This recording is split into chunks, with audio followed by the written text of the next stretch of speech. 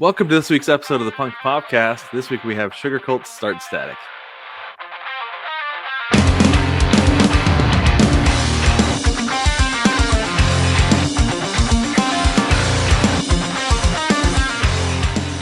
Welcome again to the Punk Popcast. I am Brad, and as per usual, we got our guy Jason over here. How's it going, Jason? I'm doing all right. How are you? I'm good, thank you. I am stuffed with a poppy seed muffin from Costco, and I'm ready to roll. So here we go. Like I said, this week we have Sugarcult Start Static. I could say that might be the sugar talking there, Jason, but we'll see. But anyway, so Sugarcult Start Static. This is a fantastic album. Like, I was excited when we started talking about getting to this one because I think it's amazing. Obviously, my first exposure to Sugarcult came on this album, specifically one song that I'm going to talk about, and I'll get to that eventually. But one funny thing about this album for me that has, I guess, come about since I've been married is that it's one of those things like, you've seen Pitch Perfect, right? Yes, I've seen. When she gets nodes. Yeah. And after these things, the notes, it's her notes, right? So for me, this is one of those albums where my wife has a story like that every time, Jason, it comes up. It's that I had that CD, and then my sister's dumb boyfriend. I know, he took it from her, and he never got it back. Every time. I know the story and how it ends. Yeah, he took it from her, and he never saw it again. Never saw Sugarcult again. I know it. So that's what comes up in our house anytime the name Sugarcult is mentioned, because I've called her out on it so many times that it's become the nodes joke. Like, I know, her nodes. Oh man. but no, it's a great one though. It's awesome. It is an awesome album. And it's all but the soundtrack to the movie Van Wilder. It is, isn't it? There's a ton of songs from this in the film. Yes, and now that you mention it, I do remember specifically when I first saw previews for Van Wilder, and they said something about how Sugarcult, like, basically it was said that the soundtrack was made by Sugarcult, right? Right. And I was like, oh, that is reason enough to watch that movie for me. And yeah, I had forgotten about that until just now. There's a ton of great pop punk bands on the soundtrack, but in the movie, like, Sugarcult's all over the film. Mm-hmm. I'm surprised they aren't even in the film as a band. Maybe they're in there somewhere. I don't know what they look like. I've never seen them, but maybe they're in there somewhere. But I mean, it's kind of like on Out Cold, like every other scene is a Jack Johnson song. It's kind of the same way. Yeah. But anyway, let's go ahead. No, real quick.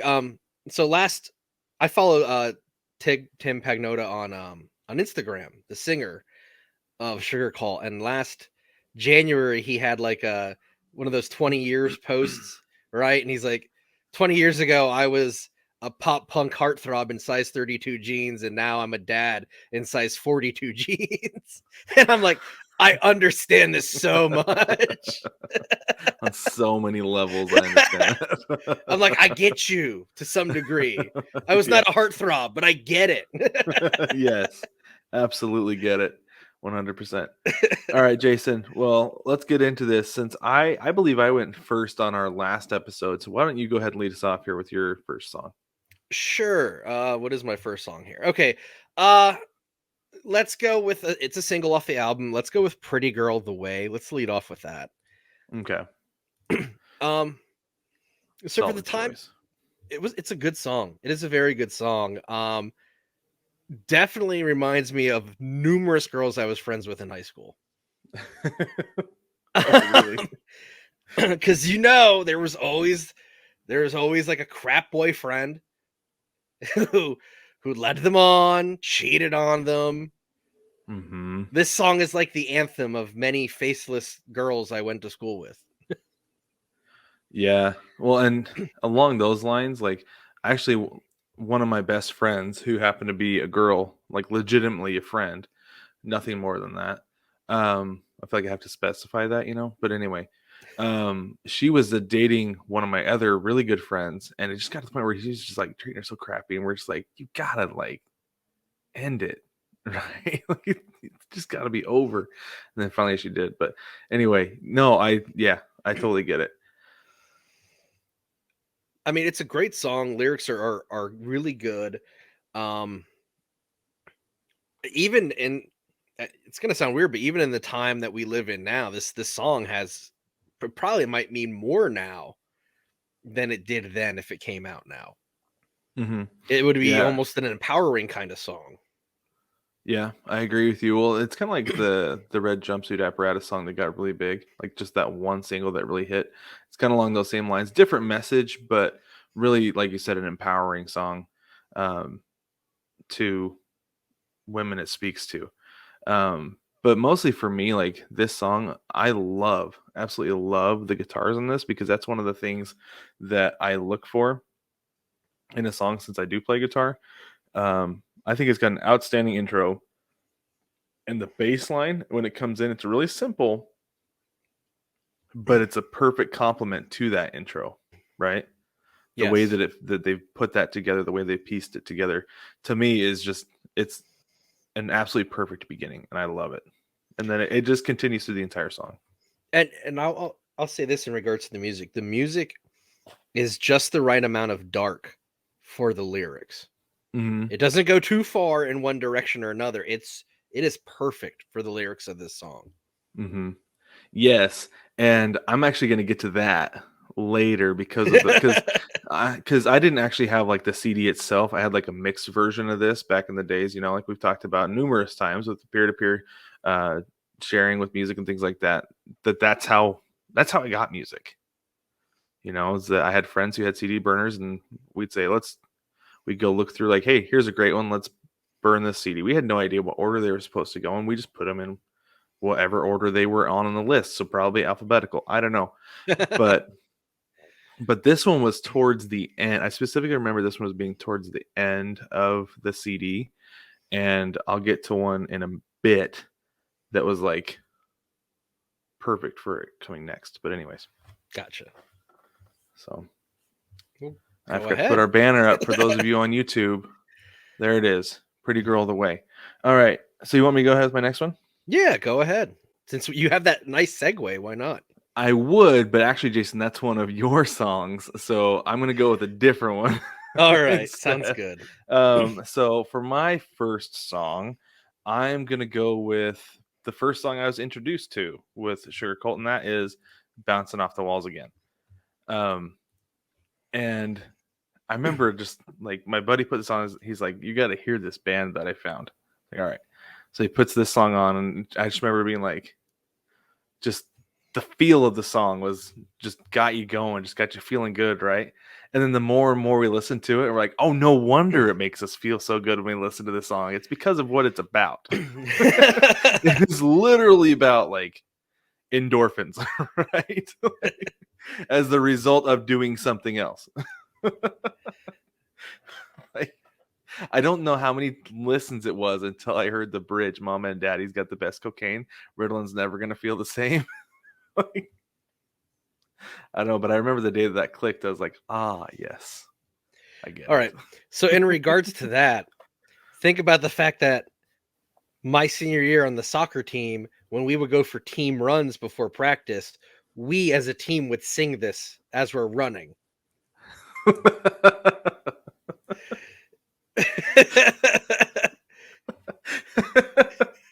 Whatever gets you through. That's funny. That's really fun, and I get that. Like on a really high level, Jason, I understand it. I think it's funny. This is the song. My heart's beating out of my chest. This town is gonna make it's still making me sick. I bet it did at that point. It still does. I mean, Yeah, I I'm get not that. here on my own volition, okay? But no, this to me, this was a great song, a perfect introduction into Sugarcult, and I believe it was their first single, right? Am I right on that, or am I mistaken? I'm not sure. I know I'm it not was a sure, but single, and I remember the music video. Um, it does have the most plays on the album on Spotify. And I will say this, I mean, to me, even though it wasn't a hit, it has hit written all over it. Yes, it is very catchy, very poppy. It probably should have been bigger up there with All American Rejects. I would say the only reason that it's not is because of what it's about. But Third Eye Blind did that. Third Eye Blind has an entire generation of, well, multiple generations of people singing doot doot doot doot doot doot doot and not even realizing that the song's about meth. So Exactly. Exactly right. No, like that's what I'm saying. 100% is that you can't make the argument like I almost did that maybe the song wasn't a hit because of what it's about. But like you just said, Third Eye Blind had a hit with a song about meth. So a song that's in children's movies that's about meth. I mean, yeah, it is. It is. I bought the single when I was 9, Jason.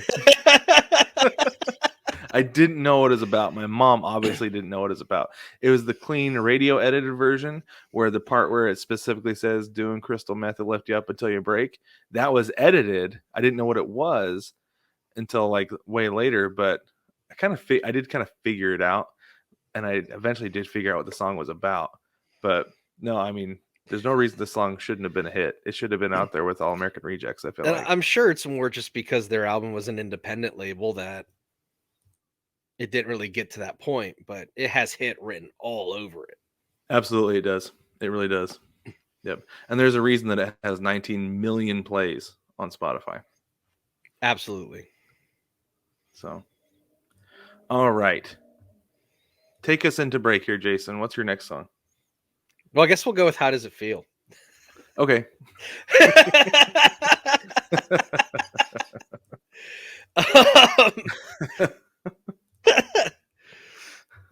I think that was the easy choice here. I've personally loved this song for a long time.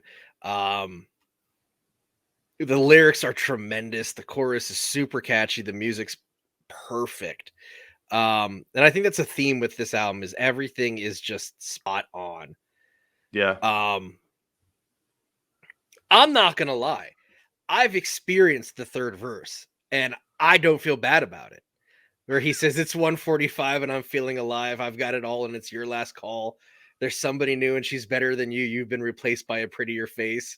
Like I've been there and I didn't feel bad about it. Now that you mentioned it, I have too.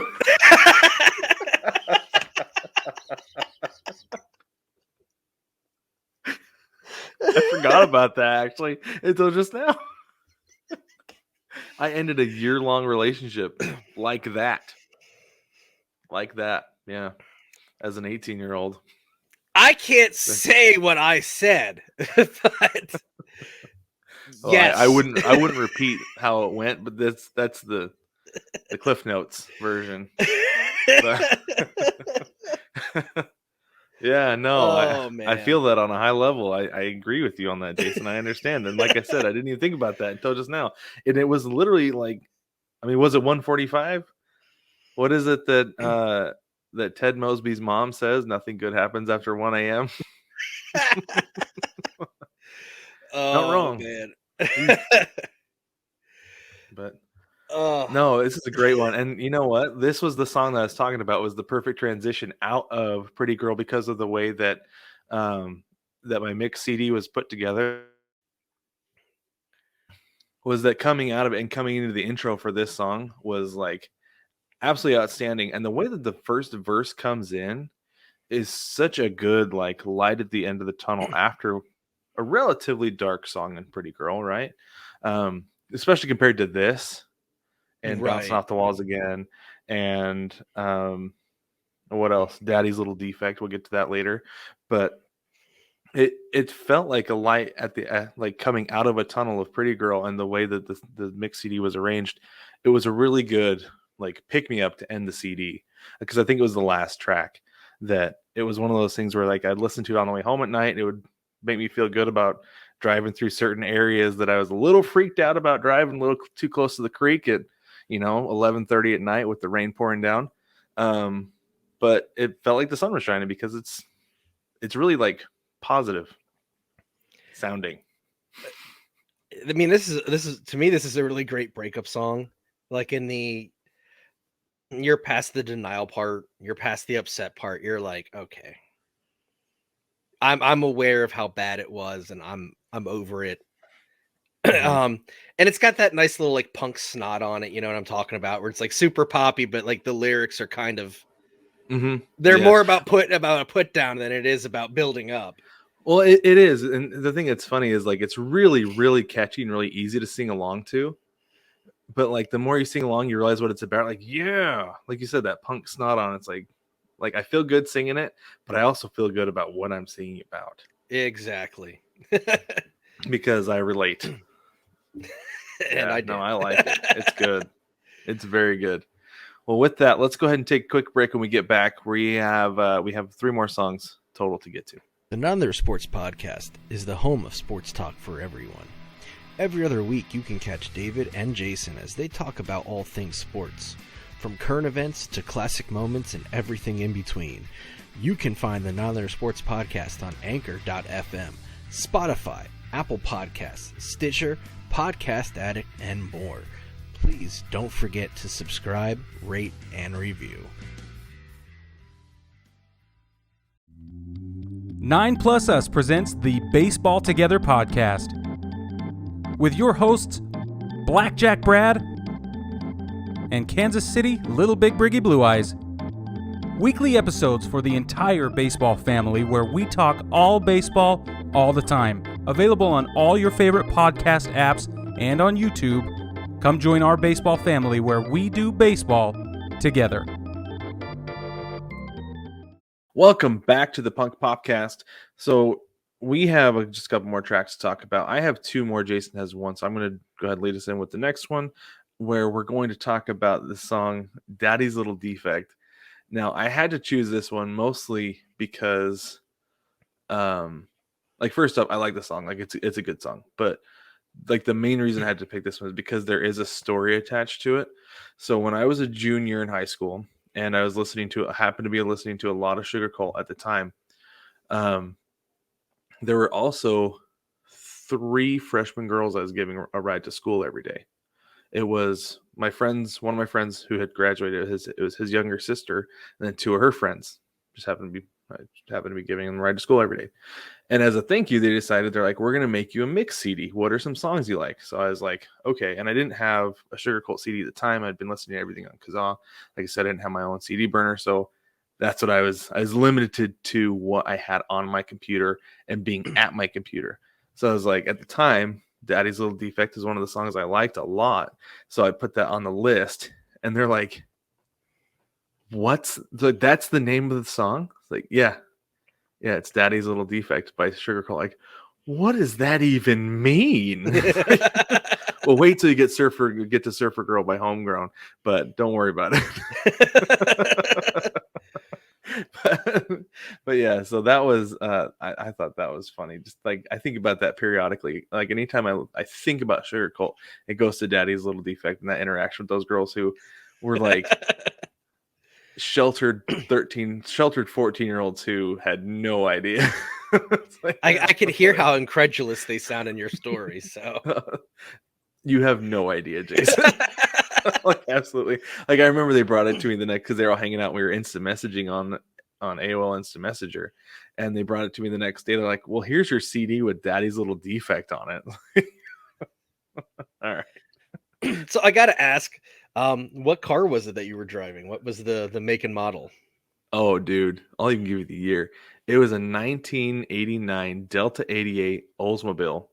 We called it Nice. either the couch or the tank because the thing was so heavy. Like I had friends who had to like wind up to shut the door because it was so heavy, and they would fight over actually riding in the back seat even though the seat belts were broken, and you had to like do some maneuvering. So it was like the passenger side rear seat back seat belt was stuck at the bottom, so you couldn't pull it up, but you could pull it all the way out of the top. So what you had to do is if you're sitting in that seat, this is like so not safe. I don't recommend anybody doing this, but you would pull the top out as far as you could, like across your body, and then you would get the middle belt because it originated from that side, and you would thread it through the loop and then buckle it like where where your seat would be, or if there was somebody sitting in the middle, you would co-buckle with them and put it across their lap on their side.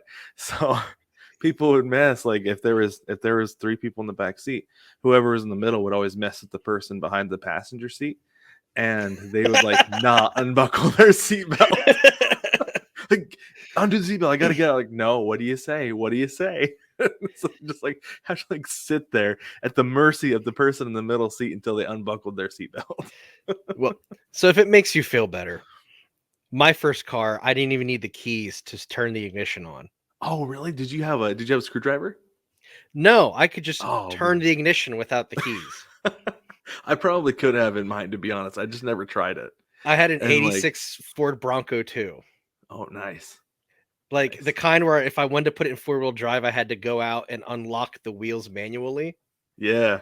Yeah. But like if I had I a buddy, forgot my my buddy keys, had a Ranger like that.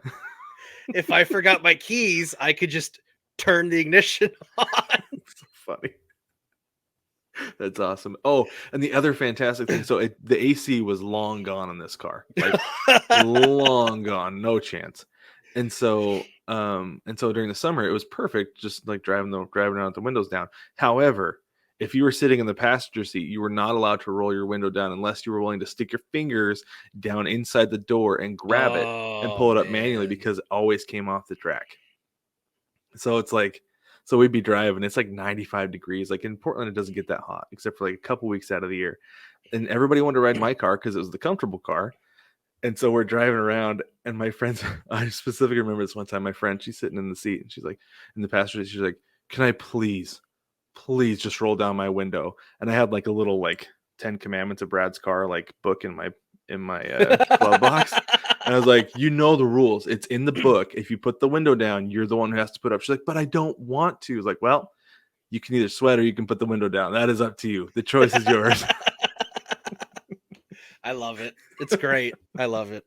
So that's like the big story behind this song. Besides it being like a good one, it's just like that CD. I played it a lot. It was a great mix CD. I still have it kicking around somewhere. Maybe I'll pull it out sometime. We'll talk about it. But no. So that song was on there, and that's a lot of the memories that come with this song. Is just goofing around in that old car where I had to use the tape adapter, to plug into my my Discman CD player. So, and you had to be careful so it didn't skip. I would tuck it under about that because it was a bench seat in the front, and so you put the armrest down, put it on top, so it's kind of like lock it in place. So, yeah, that's those old 80s cars life. were fun first cars. Dude, it was great. It was great. I could do an entire podcast on the stories of that car, but I'm not going to, because I think I have friends who would appreciate that I didn't share their stories. But anyways, so. So go ahead, Jason, with your next one. I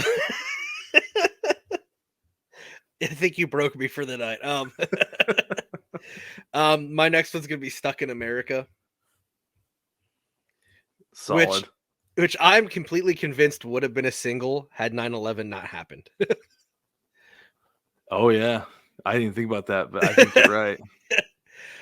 One, as a teenage kid stuck in small town rural America, this spoke to me. Because that was life in 2001. Yeah, I could see that. The lyrics are to me, they still hold up. I love the two, was it today I changed, but too late because every town feels the same. I'm different and you're distant. I love that line. I'm different and you're distant. I don't know why, but that is a spectacular line in the song. It is. I always like the first part of this song that I heard and really stuck out to me, obviously, was the chorus, like the pre-chorus and the chorus. Like everybody's talking about blowing up the neighborhood. I think I got in trouble one time for that, like being on in my house. Like, no, it's fine. It's fine. No, it's not. It's just Sugarcult. Yeah. It's who? Sugar what? Exactly. Yeah. No, but no, I think a lot of us can relate to it, because like, I mean, I grew up in the Portland area, but I grew up in a suburb, and it was kind of like the north end towards the rural area, and I get it. Everybody's like, you feel like you're stuck. Like I talk to my wife all the time that after I graduated high school, I probably should have gone to a community college instead of going away to college because I didn't do well. But for me, the feeling of going to community college made me feel like I was going to be stuck forever.